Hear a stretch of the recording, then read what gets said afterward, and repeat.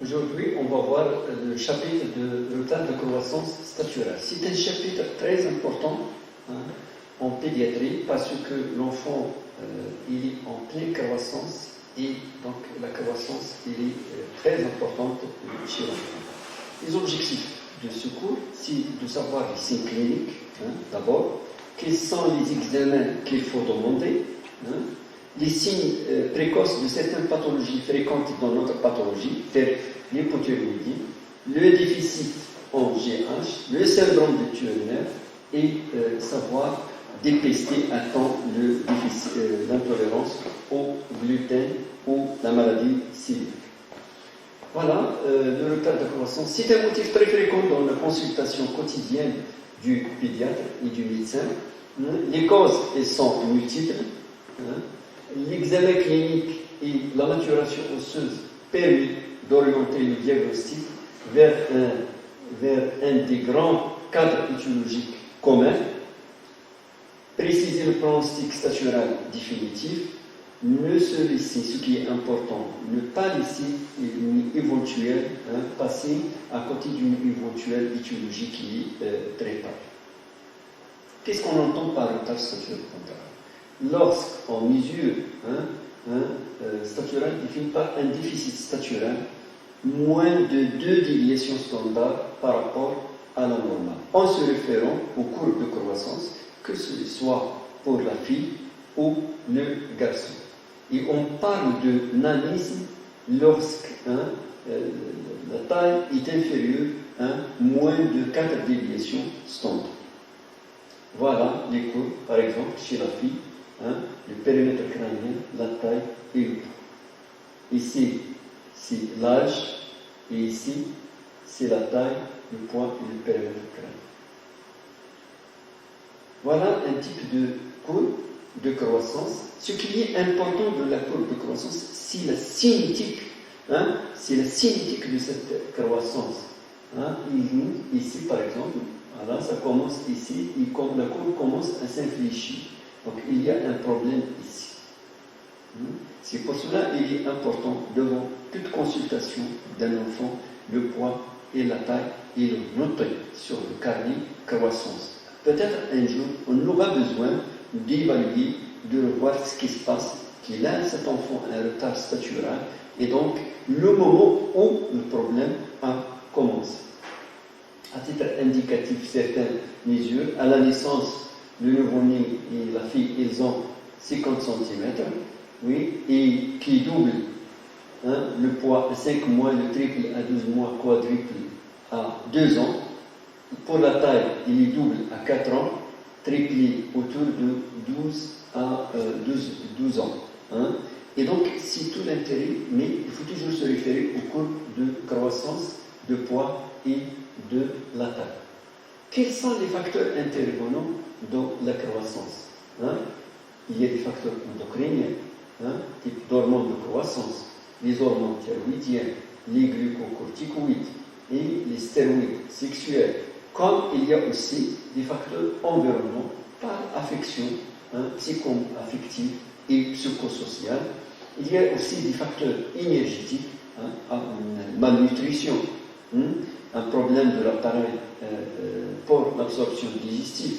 Et comme il y a des facteurs constitutionnels, génétiques et familiaux. Ici, ce qu'on va voir en détail. Voilà, juste pour expliquer l'intérêt de ces hormones.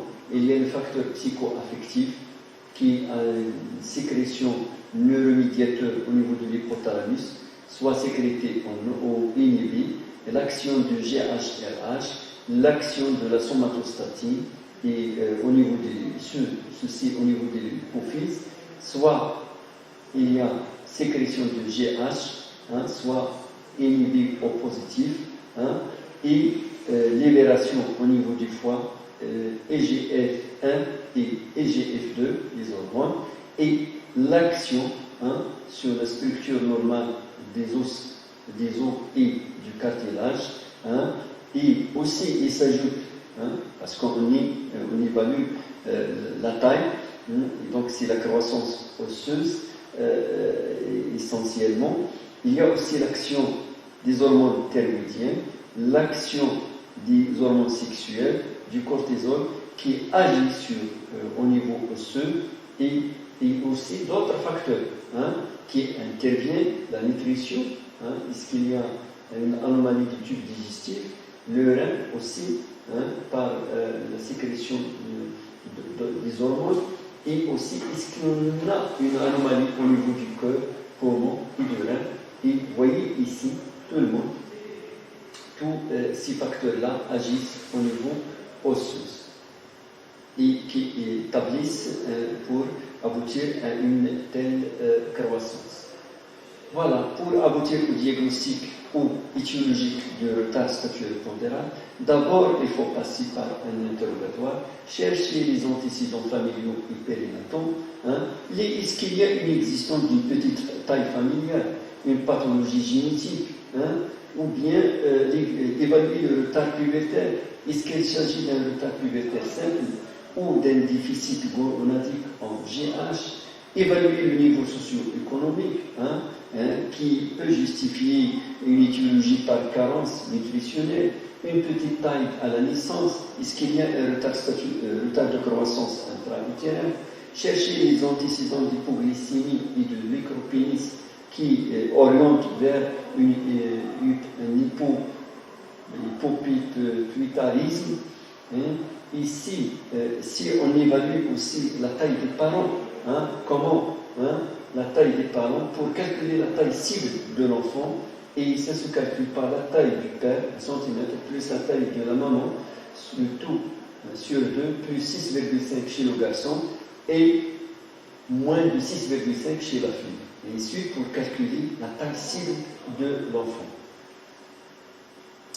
Aussi, donc, une fois fait l'examen clinique, on a pris le poids, la taille, il faut l'analyse de la courbe statuaire-pondérale. Déterminer le retard statuaire-pondéral et son importance. Et ce qui va orienter l'analyse de l'examen clinique de la courbe de croissance oriente vers une étiologie.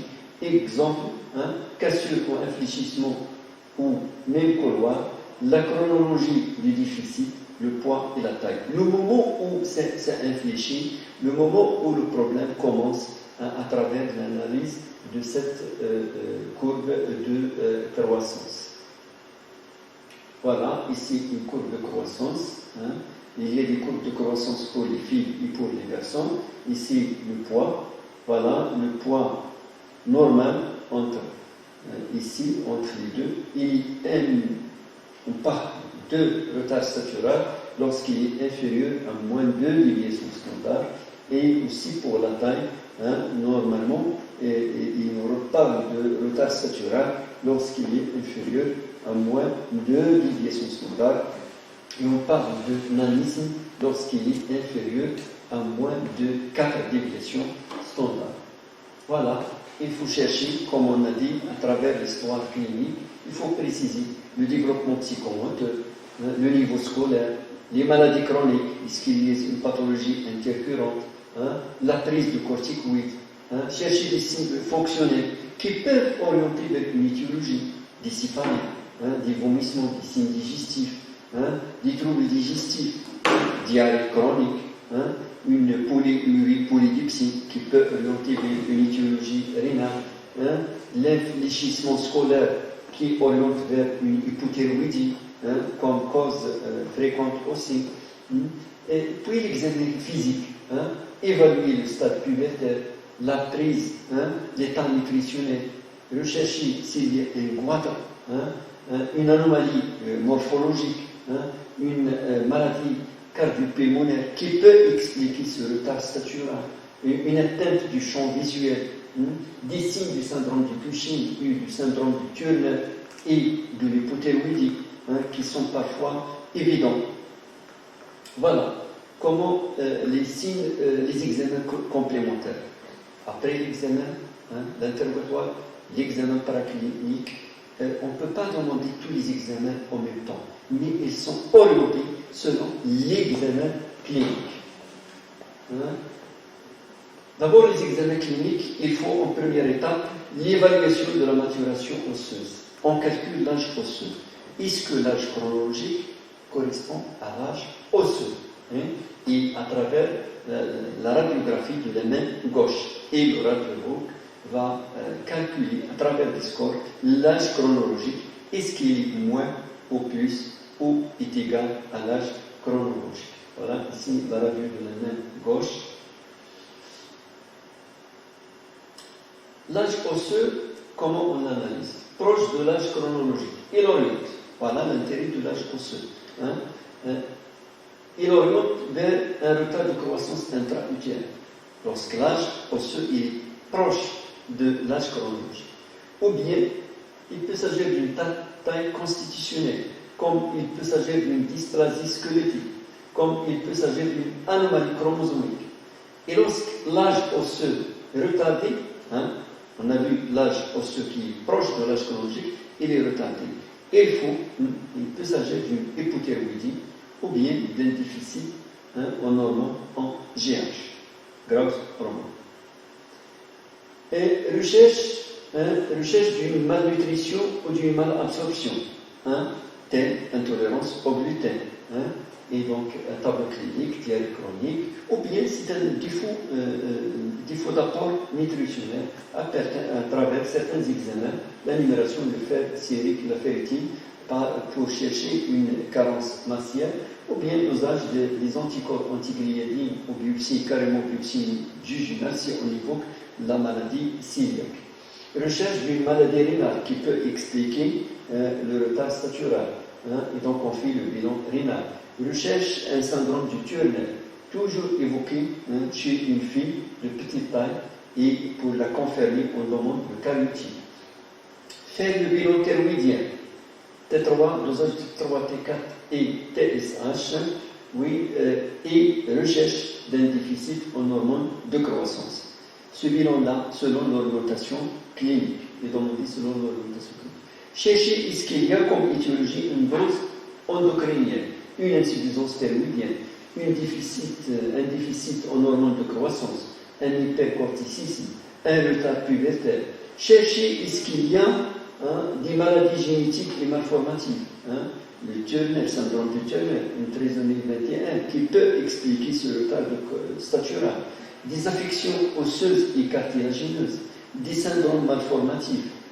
Chercher ce qu'il y a des maladies carentielles, la maladie cœliaque, la malnutrition, des pathologies inflammatoires intestinales, telles la maladie de Crohn. Est-ce qu'il y a des maladies chroniques?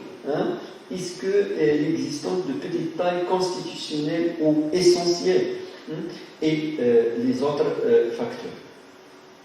Toujours dans le cadre étiologique, nous allons détailler un peu les étiologies les plus fréquentes. Et commençons par l'insuffisance thyroïdienne. Il donne un tableau, il est fréquent, retard mental, et normalement le dépistage doit faire à la naissance. À la naissance, au 3e jour, fait une goutte de sang au talon à travers le papier buvard, on fait le dépistage. Car le retard de diagnostic est au-delà des 21 jours, le retard psychomoteur s'installe, quoique même si on traite. Et donc il faut traiter précocement pour avoir un bon pronostic. Pourquoi on fait le dépistage normalement à la naissance? Parce que la pathologie ne se manifeste pas par des signes cliniques. Il faut la dépister. Et si on a des signes cliniques, on peut avoir retard d'émission du méconium, le visage qui est bouffé, œdémateux, un ictère qui se prolonge, une constipation. C'est un nouveau-né en général, sage, calme, ne réclamant pas le biberon. Voilà un nouveau-né avec macroglossie aussi, qui est un signe d'hypothyroïdie. Dépistage normalement systématiquement. Si on fait l'âge osseux il est très inférieur à l'âge statural et il est inférieur à l'âge chronologique. Le diagnostic il est confirmé par le dosage de T3, T4 et TSH qui sont. Le traitement c'est AV à base de lévothyrox. D'autres étiologies, il y a déficit en hormones de croissance. Hein. Certains signes sont évocateurs, surcharge pondérale, à prédominance tronculaire, extrémité petite, front-bombé, micropénis avec des hypoglycémies. Hein. Peuvent être d'étiologie idiopathique ou bien une cause organique, le crânio-pharyngien, par exemple. Voilà le schéma d'un hypercorticisme qu'on a vu chez l'enfant. Voilà l'aspect, le Cushing. Les maladies génétiques et malformatives, à savoir le syndrome de Turner, qu'il faut évoquer systématiquement une fille qui a un retard statural, confirmé par le cariotype, on trouve souvent 45XO. Voilà le visage d'un Turner chez une fille avec différentes anomalies associées. Voilà la courbe d'un syndrome de Turner, normalement ici. Voilà, ici les maladies constitutionnelles, achondroplasie, dysplasie squelettique, qui sont de transmission autosomique dominante. Voilà l'aspect. Toujours, voilà. Retard de croissance constitutionnelle, la courbe typique. Oui, et d'autres étiologies carencielles, par carence d'apport nutritionnel, telles ou maladies, pathologies intestinales, telles la maladie cœliaque, la maladie de Crohn, mucoviscidose. Voilà, d'une intolérance au crâne. C'est très important ici. Normalement, ce nouveau-né, il est nourri par le lait. Et au moment de la dévertification, on introduit le gluten, le problème a commencé. Et une fois qu'on a fait le régime sans gluten, il commence le gain de la température et du poids et de la taille. D'autres étiologies telles les maladies chroniques, rénales, cardiaques, pulmonaires, métaboliques, ou bien c'est une petite taille constitutionnelle essentielle. Parfois d'autres facteurs tels le retard de croissance intra-utérin. Voilà l'intérêt ici pour l'intérêt de la courbe de croissance. Ici c'est un retard de croissance simple. Voilà les étiologies qu'on a déjà citées, comme quoi et d'ordre génétique, hormonal, nutritionnel et d'ordre environnemental. Et si je vous résume, je vous laisse cette courbe de croissance conduite à tenir devant un retard staturo-pondéral. Selon les signes, d'abord confirmé, moins de déviation standard pour la taille et le poids. Est-ce qu'on a des signes digestifs, des signes d'hypoglycémie néonatale, courbe de croissance avec signe d'hypertension intracrânienne? Est-ce qu'on a une constipation, goitre, ou bien selon les signes cliniques? Et qu'est-ce qu'on peut évoquer? Ensuite, d'autres, les antécédents familiaux de retard pubertaire, infléchissement progressif prépubertaire et les diagnostics à évoquer. Voilà, c'est pour juste vous montrer l'intérêt des courbes de croissance ici. En conclusion, c'est un motif fréquent de consultation en pédiatrie et l'analyse, tout l'intérêt de l'analyse de la courbe de croissance est à côté de l'examen clinique et paraclinique orienté par les examens cliniques. Et je vous remercie.